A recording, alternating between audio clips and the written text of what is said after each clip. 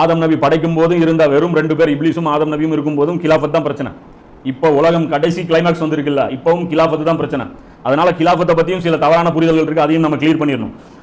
என்ன நாம விளங்கி வச்சிருக்கிறோம், பொதுவா இந்த மதம் சார்ந்த சிந்தனை மட்டுமே வச்சிருக்கிற ஒரு சார்ந்த சிந்தனையாளர்கள் என்ன சொல்றாங்க அப்படின்னா, உங்களில் யார் ஈமான் கொண்டு நற்செயல்களை செய்கிறார்களோ அவர்களை அவர்களுக்கு முன்னிருந்தவர்களை ஆட்சியாளர்களாக ஆக்கியது போல் உங்களையும் அல்ல ஆட்சியாளராக்குவான். ஸோ அதனால நாம நம்பிக்கை கொண்டு நல்லறங்கள் செய்யறதுல ஃபோக்கஸ் பண்ணா போதும். இது மாதிரியான விஷயங்களுக்கு நாம முக்கியத்துவம் கொடுக்க வேண்டியதில்லை. துனியாவுடைய நிர்வாகம் எப்படி நடக்குதுன்னா நம்ம பெருசாக அழிக்க வேண்டியதில்லை. நம்ம பாட்டுக்கு சாலியான ஒரு கேரக்டர் வளர்த்திக்கிட்டா போதும் அப்படின்னு நம்ம சொல்றோம்ல. இது வந்து ஒரு தவறான ஒரு முன்னுதாரணம். இது சம்பந்தமா அந்த ஜெருசலம் பத்தி பேசணும்ல, அதிலே சொல்லியிருப்போம். ஏன்னா இது யூதர்களை பார்த்து அல்லாஹ் சொல்றான், இது ஜெருசலம் வந்து உங்க கையில வேணும் அப்படின்னா உங்களுடைய கேரக்டர் சரி பண்ணிக்கங்க, நான் உங்களுக்கு கொடுக்குறேன் அப்படிங்கிறது அல்லாஹ் அந்த இடத்துல சொல்ற நேரடி விஷயம். ஏன்னா இதற்கு மாற்றமாக குர்ஆனில் வேற நிறைய விஷயங்கள் நம்ம பார்க்க முடியும், நடைமுறையிலும் நம்ம என்ன பார்க்க முடியுது, இதுக்கு மாற்றமான சூழ்நிலை தான் இருக்கு. அப்ப இந்த வசனத்திற்கு இந்த பொருள் தான் சரியான பொருள் அப்படின்னு நம்ம விளங்கணும்னா, எவன்லாம் ஆட்சியில் உட்காந்துட்டு இருக்கானோ அவங்கலாம் யாரு, ஒழுக்க சீலர்னு ஆயிரும். யாரெல்லாம் ஆட்சியில் உட்காந்துட்டு இருக்கானோ, ஏன்னா நம்பிக்கை கொண்டு நல்லறம் செஞ்சா ஆட்சி கையில கொடுப்பாங்கிறான். அப்ப ஆட்சி ஒருத்தன் வாங்கியிருக்கான நம்பிக்கை கொண்டு நல்லறம் செய்யாமல வாங்கியிருப்பான்.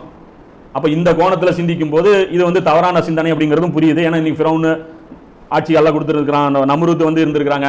அப்ப இந்த மாதிரியான தீய ஆட்சியாளர்கள்லாம் இருந்திருக்காங்க, ஒரு நல்ல தகுதியும் இல்லாமலே. ஸோ அதனால இந்த விஷயம் பொறுத்த வரைக்கும் தப்பானது.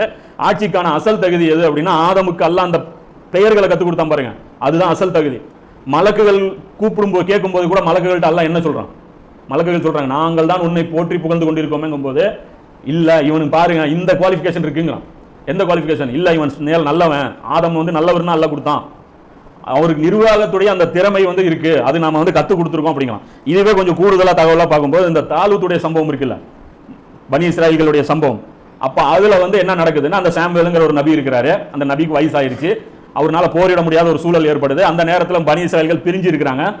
ஒன்றுபட்ட ஒரு தலைமையின் கீழே நீங்க நின்று சண்டை போடணும் அப்படிங்கிறது அல்லாஹ்வுடைய, அவங்களே கேட்கறாங்க அந்த நபி கிட்ட, எங்களுக்கு ஒரு தலைவரை ஏற்படுத்தி கொடுங்க, அது அவருக்கு கீழே வச்சு நாங்க வந்து ஒன்றாக வந்து நம்ம போர் புரிகிறோம் அப்படின்னு சொல்லி கேட்கும்போது அல்லாஹ் என்ன பண்றான், தாலூத்துங்கிற ஒருத்தரை தேர்ந்தெடுக்கிறான். அந்த தாலூத்துடைய தேர்வு எதன் அடிப்படையில் ஏற்படுத்தப்பட்டது? அப்ப அதிலே வருது அந்த வசனத்துல, அவர் சொன்ன உடனே அல்லாஹ் என்ன பண்றான், தாலூத்தை தேர்ந்தெடுத்த உடனே அந்த மக்கள் கேட்கறாங்க, எங்கள் மீது அவர் எப்படி அதிகாரம் செலுத்த முடியும், அவரை விட நாங்கள் தகுதியுடையவர்கள், மேலும் அவருக்கு திரண்ட செல்வமும் இல்லை, கொடுக்கப்படவில்லை என்று அவங்க சொல்றாங்க. இவர் எப்படி எங்களை விட எங்களை லீட் பண்ற அமீரா நீங்க போடலாம், இது அல்லாஹ்வுடைய அதிகாரம் இருந்தாலும் ஒரு காரணமும் இல்லையே, இவர்கிட்ட பெரிய ஒரு ஃபேமிலி பேக்ரவுண்டும் இல்ல, பணத்திலையும் பொருளாதாரத்திலையும் ஒரு பெரிய ஆளா இல்ல, இவரை ஏன் நீங்க செலக்ட் பண்றீங்கன்னு சொல்லி அந்த நபிகிட்ட கேட்கும்போது அல்லாஹ் சொல்றான், அதற்கு அவர் நிச்சயமாக அல்லாஹ் உங்களை விட அவரையே தேர்ந்தெடுத்திருக்கிறான், இன்னும் அறிவாற்றலிலும் உடல் வலிமையிலும் அவருக்கு அதிகமாக வழங்கியிருக்கான். 2 காரணம் சொல்றான். அதுல இவர் தான் உங்கள சாலிஹானவர், உங்கள இவர் தான் நல்லடியாருன்னு கிடையாது, ஆனா இந்த வேலைக்கு இவர் தான் ஃபிட்டுங்கிறான், இந்த வேலைக்கு இவர் தான் ஃபிட்டு. ஏன்னா இதுக்கு ரீசன் 2 சொல்றான், உடல் வலிமை, அந்த காலத்துல அதான தேவை, அப்புறம் என்ன அறிவாற்றல் புத்தி. ஆனா வஹி தான் சாமுவேல் நபிக்கு இறங்கிட்டு இருக்கு, புரிஞ்சுங்க. அப்ப நல்லடியாருங்கிற அந்த சிஃபத்தை வச்சு இந்த பூமியோட நிர்வாகம் கொடுக்கப்படாது, இதற்குண்டான தகுதிகள் நாம வளர்த்திக்கணும். இதுதான் வந்து ஆதம் நபிக்கு அல்லாஹ் கொடுத்தது. இது ஒரு முக்கியமான ஒரு விஷயம், ஒரு உதாரணம்.